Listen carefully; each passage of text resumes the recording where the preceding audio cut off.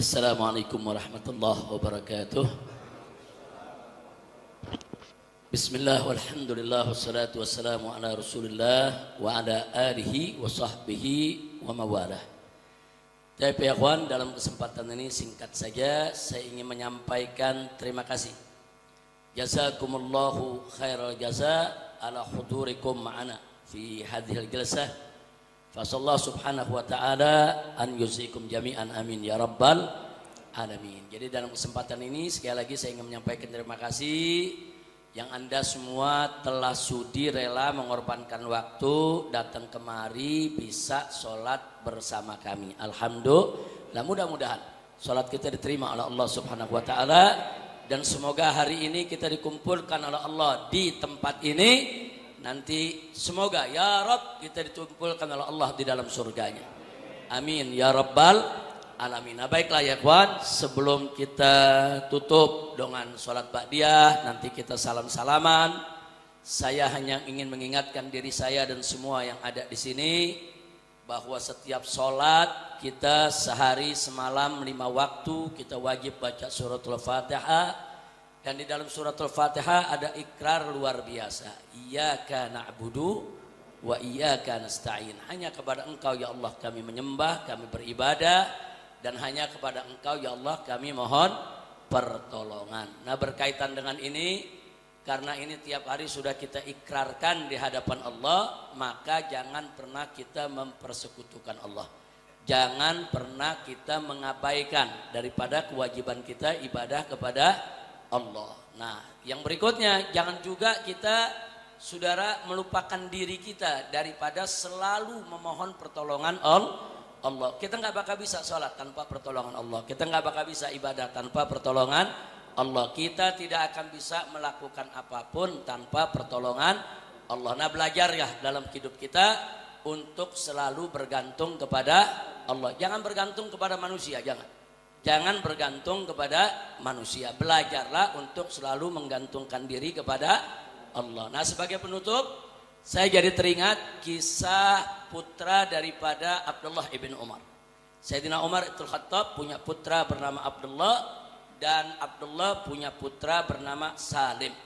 Jadi ini cucunya Sayyidina Umar, terkenal sebagai seorang abid dan seorang zahid, seorang ahli ibadah dan seorang zuhud. Suatu hari beliau sedang khusyuk duduk munajat di dalam Ka'bah, bukan di dalam Masjidil Haram, bukan, di dalam Ka'bahnya ya kawan.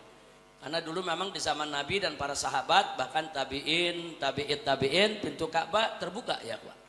Nah, beliau duduk di dalam sedang munajat. Munajat itu artinya sedang mencurahkan isi hati kepada Allah. Munajat itu artinya curhat ya kawan.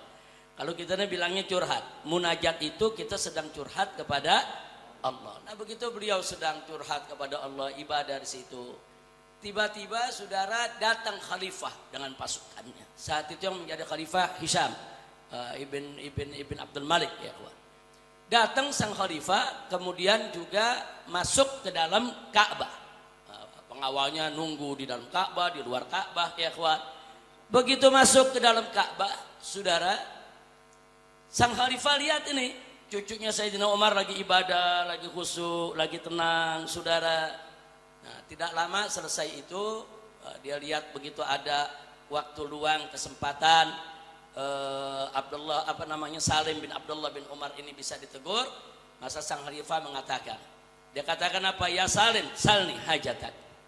Hei Salim, kebetulan ketemu di sini, silakan kau minta. Apa kau punya hajat kepadaku? Silakan, kau perlu apa aja?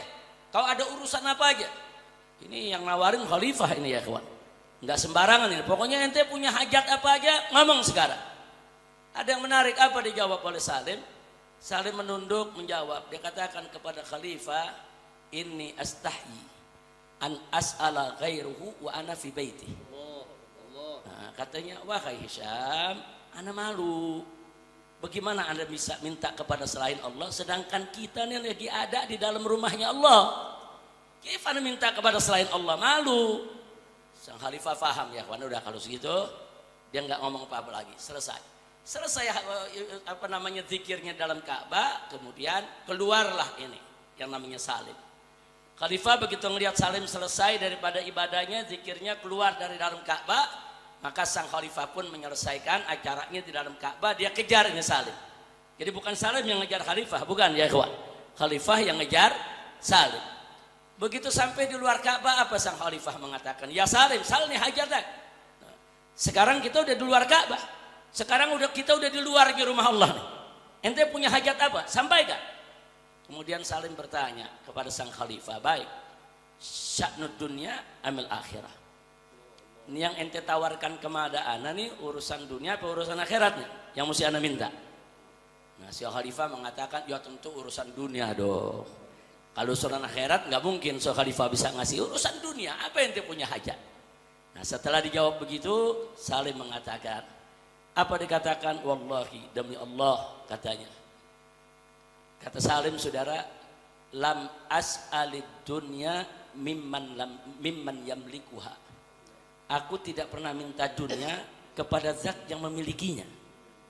Wa kaifa as'alud dunya, bagaimana aku harus meminta dunia mimman lam yamlikuha? Bagaimana aku minta dunia dari orang yang enggak memiliki dunia itu? Maksudnya Allah aja pemilik dunia, Anda enggak pernah minta dunia sama Allah. Terus ente kan nggak memiliki dunia, bagaimana anda bisa minta sama ente yang nggak memiliki dunia? Habis ngomong begitu langsung jalan Salim ya ikhwan. Si khalifah bengong aja ya ikhwan. Nah, ada pelajaran apa yang kita dapat dari sini? Nah, kita diajarkan oleh Salim bin Abdullah bin Umar radhiyallahu anhum, gantungkan harapan kita semua kepada Allah. Jangan menggantungkan harapan kepada manusia ya ikhwan. Itu satu pelajaran luar biasa. Pelajaran yang kedua ya ikhwan, yang beliau tunjukkan kepada kita, saudara, jangan merendahkan diri kita kepada orang lain hanya karena jabatan dan harta benda mereka. Jangan, mereka mau setinggi apapun jabatannya, sehebat sebanyak apapun harta bendanya, saudara, semua itu tidak akan pernah ada artinya, saudara, di hadapan keagungan kemuliaan Allah Subhanahu wa Ta'ala. Dan yang terakhir, yang ketiga, pelajaran apa yang diberikan oleh Salim, saudara? Di sini kita bisa lihat, saudara, jangankan dalam soal yang munkar. Ini dalam soal minta dunia, saudara. Salim lagi ngajarin sang khalifah. Ini kan teguran buat sang khalifah, udahlah. Kau nggak sesombong dengan kau punya harta. Kau nggak sesombong kau punya kedudukan. Nggak usah nawarin ini itulah, Allah yang maha besar, yang kekayaannya begitu banyak. Anda malu minta dunia, apalagi sama ente. Artinya Salim ini sedang berdakwah sekaligus amar ma'ruf nahi munkar kepada sang khalifah tadi, tapi dengan cara yang santun, lembut, tapi menusuk ya ikhwan. Menyadarkan sang khalifah. Jadi jangan terlalu bangga dengan, oh ini kaya, ini bisa sembarangan seenaknya nawar-nawarin orang, enggak ada apa-apanya. Kedudukanmu begitu tinggi di hadapan Allah, enggak ada apa-apanya. Kekayaanmu begitu banyak di hadapan Allah, enggak ada apa-apanya. Ini pendidikan yang luar biasa yang diberikan oleh Salim bin Abdullah bin Umar, bukan hanya untuk sang khalifah tapi juga untuk kita semua. Insya Allah mudah-mudahan kita dijadikan oleh Allah sebagai hamba-hambanya yang taat kepada Allah, yang taat kepada Rasulullah, yang tidak berharap kepada siapapun selain kepada Allah, yang selalu kita khususkan ibadah kita hanya untuk Allah, agar kita tidak mempersekutukan Allah dengan apapun dan dengan siapapun, dan kita hanya akan berharap kepada Allah, tidak berharap kepada makhluk. Amin ya rabbal alamin. Itu saja yang bisa saya sampaikan. Sekali lagi terima kasih atas kehadiran Anda semua. Dan perlu diketahui, ini bukan tiap Jumat kita sholat di sini nih. Nah, ini begitu tiap Jumat sholat di sini berubah jadi masjid ini Habib. Hanya karena ada situasi darurat ya ikhwan, untuk menghindarkan jebakan-jebakan orang-orang yang tidak suka perjuangan kita, maka sementara waktu, mungkin 1 kali ini, mungkin 2 kali, mungkin 3 kali kami akan gelar Jumat di tempat ini. Kalau sudah terkendali, aman semua, tidak ada masalah, insya Allah saya rutin setiap hari Jumat sholat Jumat di Markas Syariat Mega Mendung. Karena di sana dari pagi juga ada madras ya kawan. Ada madras, ada beberapa kitab yang dibaca oleh Habib Hanif, dibaca oleh Habib Alwi, dibaca oleh Habib Muhammad, dibaca oleh beberapa asatidz yang ada di sana. Jadi madras itu semacam satu jilsah ya kawan, yang memang kita baca beberapa kitab. Dan rutin kita lakukan setiap hari Jumat. Jadi setiap hari Jumat di Markas Syariat Megamendung, mulai dari jam 7 pagi kita baca burdah ya kawan.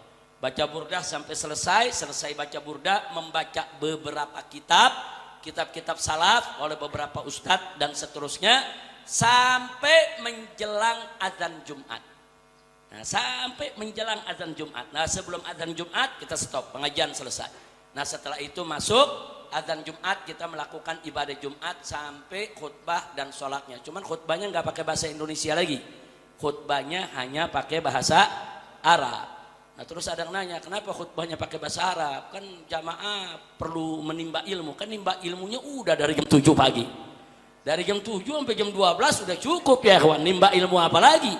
Nah, tinggal khutbah Jumatnya kita ambil yang rukunnya ya kawan. Kira-kira jelas tidak? Kecuali kalau dari jam 7 sampai jam 12 enggak ngaji. Nah, maka dalam khutbah perlu disampaikan dalam bahasa Indonesia supaya umat bisa yastafidun, bisa mengambil manfaat. Jadi kalau nanti ke Markas Syariat jangan kaget kalau khutbahnya enggak sampai 5 menit ya. Enggak sampai 5 menit udah selesai itu khutbah. Betul-betul kita khutbah hanya dalam bahasa Arab ya, kawan. Nah, setelah itu biasanya kita jilsah ma'ad duyuf, saya duduk bersama tamu sampai sore. Kita duduk, kita dialog, kita diskusi, kita ngobrol. Jadi kalau nanti Anda ada yang mau ketemu, mau duduk, mau ngobrol, ya tempatnya di Megamendung. Saya nggak pernah terima undangan setiap hari Jumat. Setiap hari Jumat tidak pernah, dari dulu saya tidak pernah terima undangan. Karena saya khususkan hari tersebut untuk sholat Jumat di Markas Syariat, kumpul dengan santri, kumpul dengan para asatiz, dan kumpul dengan para tamu. Ya, ikhwan. Nah, insya Allah nanti kita bisa kumpul di sana. Nah, itu saja, silakan Habib Hanif, kita mau salam-salaman dengan semua. Yang setelah salaman nanti silakan untuk langsung sholat ba'diyahnya ya kawan.